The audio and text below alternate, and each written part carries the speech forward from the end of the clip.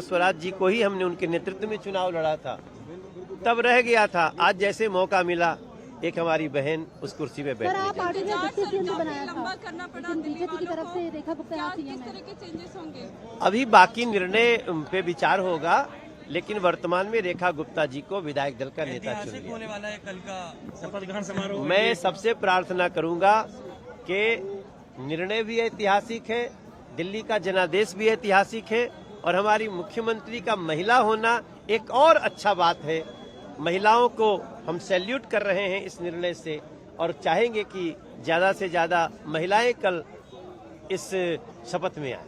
बहुत धन्यवाद। मनोज तिवारी गलत व्यक्ति से सवाल पूछ रही हैं, गलत व्यक्ति से सवाल पूछ रही हैं। भारतीय जनता पार्टी के विधायक मनोज तिवारी को आपने सुना। बड़ी खबर, रेखा गुप्ता मुख्यमंत्री, अभी हम कंफर्म कर सकते हैं। मेरे साथ शुभरास्ता हैं, दीपक जी हैं, दीपक चौरसिया हैं। दीपक जी, मैं रेखा गुप्ता को लेकर पहले बात करना चाहूंगा, क्योंकि रेखा गुप्ता रेस में, एक बार फिर से मनोज तिवारी सुन लीजिए भाई। बधाई हो, दिल्ली ने बहुत ही जिस उत्साह से बीजेपी को दिया, और बीजेपी का निर्णय भी उतना ही सुंदर लगा होगा दिल्ली को। हमारी कई राज्यों में सरकार है, लेकिन इस समय वर्तमान में कोई मुख्यमंत्री महिला नहीं थी, उसकी पूर्ति कर दी है मोदी जी ने। और 1998 में भी हमने महिला मुख्यमंत्री दिया था, प्रस्ताव किया था सुषमा स्वराज जी का। उस समय दिल्ली ने नहीं जिताया हमको। आज हमको जैसे मौका मिला, हमने एक नरेंद्र मोदी जी ने, हमारी पार्लियामेंट्री बोर्ड ने, विधायक दल ने एक महिला को चुना है। तो नाम तो बहुत सारे थे, दावेदारी तो बहुत सारे लोगों की नाम आ रहे थे, उस पर किस तरीके से चर्चा हुई? आना भी चाहिए, आप लोग भी कम थोड़ी छोड़े हो आपके चैनल पे भी। लेकिन सबसे अच्छी बात है कि प्रस्ताव होते ही, ये भाजपा की पहचान है कि किसी के चेहरे पे एक क्वेश्चन नहीं था, सबने सुंदर ढंग से बधाई देते हुए रेखा गुप्ता को स्वीकार किया। सबने अपनी मंजूरी देते हुए रेखा गुप्ता को दिल्ली।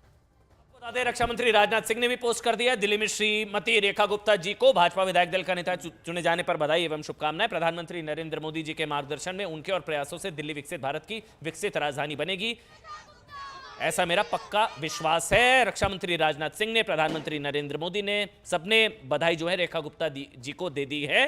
दीपक चौरसिया, मैं फिर से, क्योंकि मेरे को बार बार बयान सुनाने पड़ते हैं आपको, मैं माफी के साथ टोक देता हूं, लेकिन मुश्किल रहा होगा 48 विधायक, कौन सा नाम, क्या नाम, दूसरी पार्टियों में बगावत हो जाती है, तो मुश्किल तो रहा होगा। निसंदेह मुश्किल रहा होगा, लेकिन भारतीय जनता पार्टी 2014 के बाद, जो उसका सेकंड अवतार है नरेंद्र मोदी जी के आने के बाद, इस तरह का असंतोष, इस तरह की बगावत, इस तरह की सुगबुगाहट, अगर कोई दूसरी पार्टी होती, मैं शर्तिया कह सकता हूं कि जितने भी विधायक जीत के आए उनके 2-3 गुट बन जाते, उनमें से कई उनके समर्थक अपनी पार्टी के दफ्तर पे होते। खासतौर पर कांग्रेस में हमने देखा, कर्नाटक जीती, एक गुट सिद्धरामैया का था, एक गुट DK शिव कुमार का था, लेकिन भारतीय जनता पार्टी अब इन तमाम चीजों से दूर हो चुकी है। और मुझे लगता है कि, और हिमाचल में भी, और मुझे ये लगता है कि ये जो प्रधानमंत्री है ये कास्ट न्यूट्रल है, क्योंकि देश का आधी आबादी को प्रधानमंत्री मोदी ने सीधे एड्रेस किया है। और मैं पहले दिन से कह रहा हूं, मैंने कई बार इसको सार्वजनिक तौर पे कहा कि दिल्ली का चुनाव MMM का चुनाव होता है, माइनॉरिटी, मिडिल क्लास और महिला।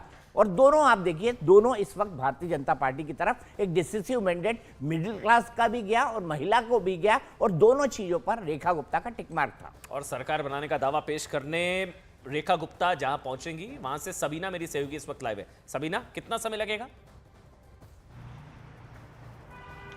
समय बस कुछ यहाँ पर लगेगा अमन, लेकिन ये जो बहुत बड़ा संदेश दिया है ना, वो सबको साध लिया गया है। मतलब बीजेपी के शीर्ष नेतृत्व ने ये बता दिया है कि वो एक तीर से कितने निशाने यहाँ पर साध सकता है। यानी जिस महिला सशक्तिकरण का जिक्र किया जा रहा था, महिला मुख्यमंत्री बन गई, वैश्य समाज पूरी तरह से यहाँ पर साधा जा चुका है, और वो समाज भी जो हरियाणा से जुड़ा बताया जा रहा था, क्योंकि हरियाणा के जींद जिले के नंदगढ़ गाँव में 1974 को जन्म हुआ था। हालांकि महज 2 साल की उम्र में पूरा परिवार देश की राजधानी दिल्ली में बस गया। फिर प्राथमिक से लेकर उच्च शिक्षा यहीं पर रेखा गुप्ता की हुई और फिर छात्र संघ का चुनाव न सिर्फ लड़ा, जीता और अध्यक्ष भी बनी। आरएसएस की बेहद करीबी यहां पर रही हैं, अब भी हैं, और साथ ही अब दिल्ली की मुख्यमंत्री बन चुकी हैं। यानी इतना कहा जा सकता है कि बीजेपी का जो शीर्ष नेतृत्व, जो बार बार कहा जा रहा था ना कि क्या सिर्फ एक वर्ग को साधा जाएगा, क्योंकि महिला फैक्टर का जिक्र आ रहा था, वैश्य फैक्टर का जिक्र आ रहा था, ये तमाम जो फैक्टर्स आ रहे थे आखिरकार बता दिया। मनजिंदर सिंह सिरसा से भी बात की है हमने, एक बार सुनाइए क्या कह रहे हैं सिरसा जी।